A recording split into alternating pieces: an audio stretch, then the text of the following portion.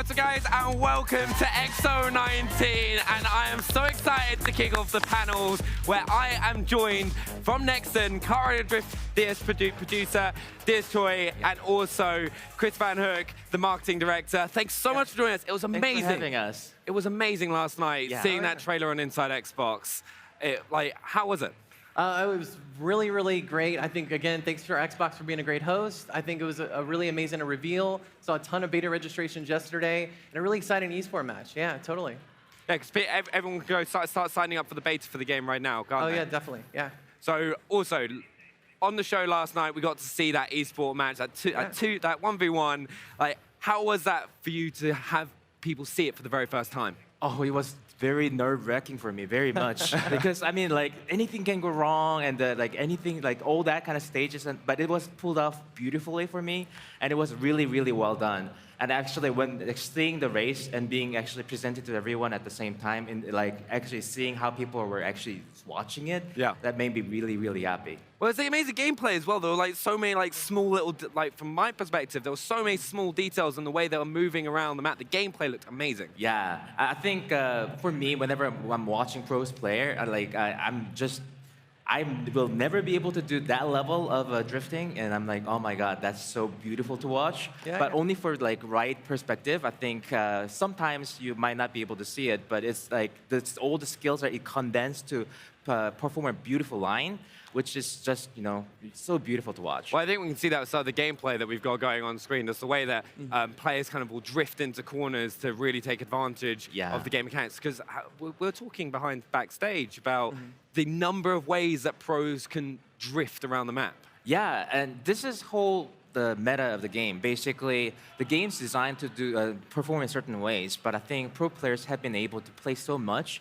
to the point where they're now actually being able to figure out their own ways of driving even better and drifting even better. Because the game's all about drifting, they're somehow actually figuring out a way to drift in the straight lines as well, and also go faster, which is amazingly hard to do. But if you do it right, then you can actually go faster than any other people. Just drifting straight down the straight line. And be faster than people who are just accelerating. It's a thing, and when we saw that pro matchup, it was the small details in terms of the way that they navigated around the maps, which look beautiful, by the way. Yeah, I think the environment's a really strong part of the game. Yeah, and I think, I mean, if you look at it, it's Unreal Engine 4 graphics. I think, like on Xbox, 4K resolution, Xbox One X enhanced. It looks beautiful. Yeah, super great. Also, one thing on the maps as well, is there like kind of secret routes that people can take advantage of, or is there kind of like straight, is it like a straight circuit? Oh, no, there's definitely a lot of those things, actually. And I mean, I'm pretty sure some players even find ones that the development team was never intending to do. But the ones that that we made it into the game for is that more risk-reward kind of scenarios. Some of those actual shortcuts are much harder to pull off, but it shaves a lot of time. Is that something that you'll see like pro players do during a race? If they're behind, they've had a bad start, and it's a high risk. But they'll do it to try and get back in the race. Yes, that actually definitely happens. And if you actually mess up on that, that becomes a bigger problem for them because like, hey, now you lost more than like 5 seconds in total. Yeah, totally high risk, high reward. Yeah. And we've also got to see various new modes. Yeah. With the announcement yesterday. So we have the first mode we got to see was item modes. Can you tell us a little bit about what item mode is and what players can expect to experience? So item mode is basically our version of a kart racing game with items. And basically, you're on a track and you're breaking all these boxes and then getting the item inside, using that item to attack, or doing a rock, scissors, paper kind of thing where you're actually defending against or expecting what to come and then queue up the defense item. A good example for this would be probably a UFO item. So when you actually get a UFO item and use it, the opponent will basically be abducted by the UFO in the air. And but the better thing about this item is that you can actually do an anti-UFO as a person who's being affected by it. Oh, the video's playing. So is it the person calls in the UFO and then it'll go to the first fight? So this actually basically slows you down, and this gives you a chance to actually win over like that. But the benefit of having an anti-UFO is, so shield doesn't block it. Do we have a footage? I think we're going to see. So No, the I UFO think comes that- in, yeah. and then we Oh, kind yeah. of see him getting abducted. And is there, like, if they've got the anti-UFO, You shoot it up, and then the UFO gets basically shot down and can move away from you. But Yeah, is there still a skill ability with that? It's not you just got the item, you still have to time it I mean, a lot of it Yeah. is like paper, rock, scissors, right? It's like knowing the exact sort of item to counter the item that's being used against you, as well as kind of that split-second time. And I think for me, like playing the demos yesterday and playing some people that came by, like again, just like I missed it by a split second. I was like, no, I was in first place and I just lost. Yeah. It's like that heartbreaking moment. It's like, oh yeah, I'm gonna get across the line. I'm gonna cross the line, and then just the UFO comes, and you're like, I oh know. no, everyone's just gone past me. Yeah, but the first place player will actually be getting a lot of anti-UFOs and shields, so you can actually anticipate those kind of attacks. And especially if you're in the final lab, you should be able to queue up all those items correctly. And we also Yeah. have an item exchanger, so you can get up to 2 items, or different cars maybe have different item numbers you can get, and you can actually switch it to the tiles so that you actually queue up the right item that you're expecting to have hit you. So we saw the UFO. There's also a barricade item, which Yeah. how does that work?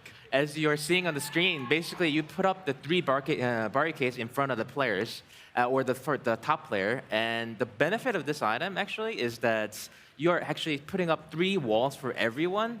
Meaning, even if one hits and then breaks off the barricade, the other barricades are going to be still remaining. That's going to be catching other people. So too. it can stop 3 players in one go. And Exact. I'm guessing you take advantage of that bit where you know you're calling it, so you'll kind of veer into places you know the barricades aren't going to go. Yeah, so if you're actually expecting that you're gonna be being attacked, maybe you wanna be on a like slightly right or slightly left lane Yeah. because you know barricade's gonna be right at the center of it, and there are some small gaps in between. So you're expecting it, then you can maybe able to swivel around it. Yeah. But Yeah. that's all the skills that it requires you to Yeah, and do the thing it. about it too is like anytime DS describes a barricade, he's like, I can get 3 players with it, and he has this like smirk on his face about it. It's yeah. just like that thought going like, I'm behind, but I got a barricade. It's great. Oh, yeah. Also, we've got one of the other items that we've seen being used is the water bomb. Yes. Right. Yeah. So we've got some gameplay of that right now. How does that work? Basically, you throw a bomb to a certain distance in front of you, and the better part of it is that basically this actually captures the area. This is AoE. So unlike other attacks where it actually gives you the being attacked queue, this one doesn't have a queue because literally it's bomb coming at you within a 1 second time. Yeah. And so if you're really good at it, you might be able to get a whole group of people at that right moment so that you can actually basically overthrow them really easily from that. And that's what we saw yesterday on one of the demos. Is like basically there was someone that was in 4th place, right near the finish line. Perfect ice bomb, went from 4th to 1st in a matter of seconds. Yeah. Yeah. And that's the most satisfying thing when it happens to you and you're like the person that's just done it and you go past everyone and you're like, yes. Yeah. And then suddenly you Yeah, yeah. see for the other 3, they're just like, what's just happened? I know. Yeah, and I mean, there are ways to escape it. Yeah, if you actually tilt your joystick really fast, that means you're going to be able to escape it a little faster. And as you've seen on the screen, I think that just goes back to us seeing the pro players play yesterday. There is that level of skill and skill curve that you Yeah. can get better at this game. The more you play, the more you experience it, the more you learn Yeah. the maps, the more you learn about how to use the items. Yeah. What else can you expect other players to kind of take advantage of? I think one of the other items that we actually see being used often, and the thing that I hate the most would be the magnets. Because magnets are something that doesn't actually affect me, but if being used against me, I'm just being used. Basically, I'm being used as a pole to slingshot in front of me, and I have nothing I can do other than like queue up some attack items maybe to actually get you again. Yeah, no, and Chris, what is your least favorite item as well? So, Joy's is the magnet. What do you really, what's the least one? I mean, I think again the barricades, because I think for me it's like split-second timing to get the right sort of little niche through there, and I think again it's like split-second timing to get through there, and there's really a lot of skill. Yeah. No, and how do you expect players to kind of use their items? They have multiple items and they use them. Do you see them like kind of stocking them up or like for certain areas, or do you kind of like just throw them at will? I think if you're better at it, you would definitely stock up more items, just 2 Yeah. items, and like maybe I'll always keep 2, and then right before I'm breaking another box, I'll Yeah. be using that so that I'm freeing up, so that I'm seeing my chances with it. But I mean, I've had chances where basically like 4 items came all at me, and I was able to defend 2, and then also got a next shield right after that, so I was able to like defend up to 3 items. At least I still got hit by 4th, but at least I was able to defend a lot of it to make sure that I was still actually going to come out closer to winning right at the end of the match. That's amazing. Also, so that was item mode. Yeah. We also have the more competitive mode, which is speed mode. Can you tell us about that? Yeah, so speed mode is all about boosters, and the booster item exists in the item mode as well. It's just that in this speed mode, the only item that's available is booster, and the way you earn it is drifting more. Basically, if you're driving slowly or just driving, you do get the booster gauge filled up. But when you're drifting, it fills up much faster. And what it actually happens is that you're actually getting that booster item and that you can use at any point that you want. It goes back to as well, like those pros, like just drifting in straight lines and just kind of getting like going fast and just accelerating. Yeah. Then they're getting boost as well. Yeah, I mean, the main difference here is that people don't think, or general people might not think that you're supposed to be drifting while boosting. And that's, I think, the biggest difference between the pro players and the regular players is that basically pro players are able to be drifting almost every single moment Yep. so that you'll be getting all the booster items so that you're going to be constantly boosting throughout the full match. Yeah, and on the original game, I mean, the thing is, there's so many different drift techniques. And same thing for this Kart Rider drift as well. I mean, not only sort of that one drift technique, it's basically what's the right one for that track, what's the right one for that turn, that moment. Yeah, there's a lot of skill, here. Yeah. Yeah. And I've also got to say, the amount of customization in this game is unbelievable and has a big has a big impact as well. Can you tell us about the customization in the game? Yeah, I mean, we have a lot of options to basically personalize to no end. We have characters that you can choose, basically characters that, of the options and choices, but each characters have different skins that you can apply to them. And those levels of skins that you can apply are going to be a lot of them. You're seeing some of them right now on the screen.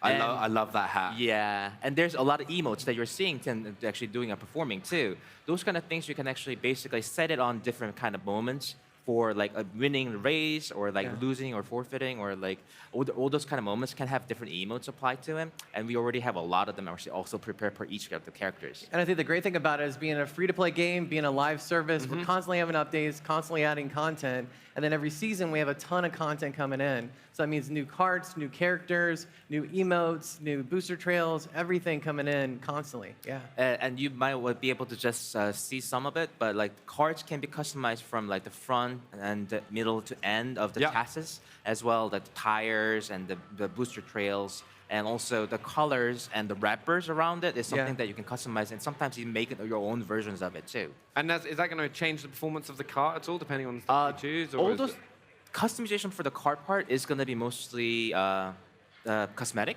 Yep. But the carts themselves, the generic stats of each cart are going to be all of the carts. Ah. So those are the ones that are the game changers a little bit here and there.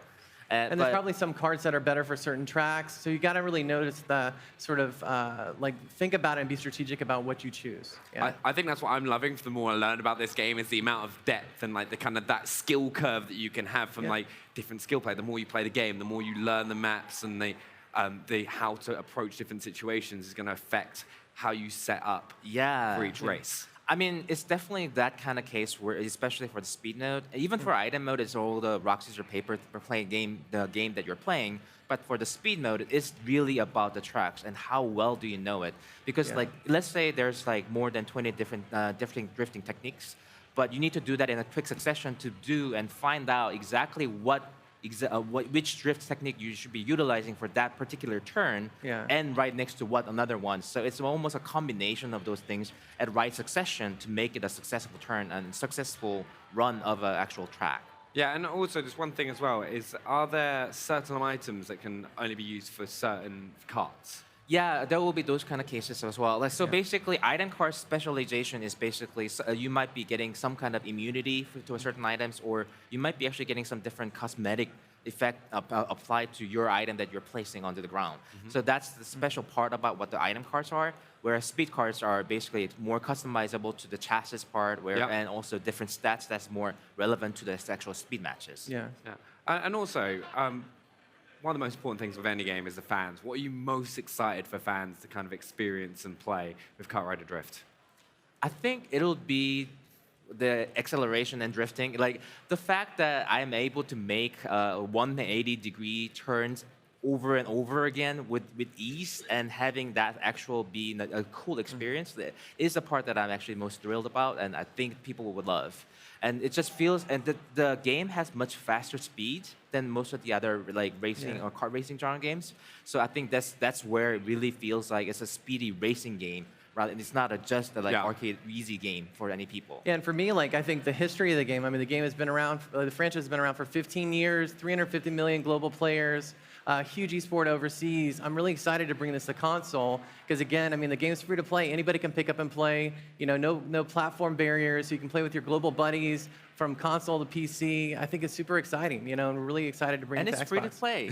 I know. Is it free? Is it free? There's no barrier there, right? It's right. Yeah. So everyone at home who's watching as well, do make sure you sign up for the beta because it is, from what I've played so far, it's so much fun. And have you got any advice or tips for people who are looking to be first as much as they can? What can they do to kind of get that gold trophy? So, a lot of people might not know about this part at the very starting of the game, but if you actually throttle right at the second when it hits 0 and say go, you actually get a small boost. So it's almost like, oh, you're going to be on the first place if you're the only one knowing the line. Yeah. The fact is that most of the people will know, though, by that time. So do you just do it as soon as it hits 0? Yes. Yeah. Okay. Right at the moment you're supposed to start, just do it right at that time, then you're actually going to get a small boost. And also, even on each of the drifts, basically by the time exactly when the drift ends, you have about 0.5 seconds to actually release your throttle and then put it again, and to get another small boost. Those two combined, basically, you're seeing that right now. That if you're drifting and boosts. So straight away, so if you get time around the corner perfectly, you can just get a boost and get ahead of your opponent. And then use a big boost, and then drift it again, and then boost another, and then big boost. It's like chaining your items together as well, Exactly. just kind of using them. Have you got one last thing that you would like to say to fans to kind of about Kart Rider Drift to get them excited and make them go sign up for that beta? Sign up for beta. Sign up for the beta, go and Yeah, experience it for yourself. Yeah, it's super fun. Yeah, no, I'm really buzzing for it. I'd just like to say a big thank you as well for coming here and speaking to us through it. And once again, do go sign up to that beta. It's, as we've learned, it's absolutely free. You can go do it. So big thank you, Joy and Chris, for speaking to us. Thanks a lot, man. But yeah, there we go. That is the first of our panels here at XO19. Once again, go sign up for that beta, and we will see you very shortly for another panel. So thank you. Thank you very Thanks a much. lot. Thank you very much. Yeah. Bye.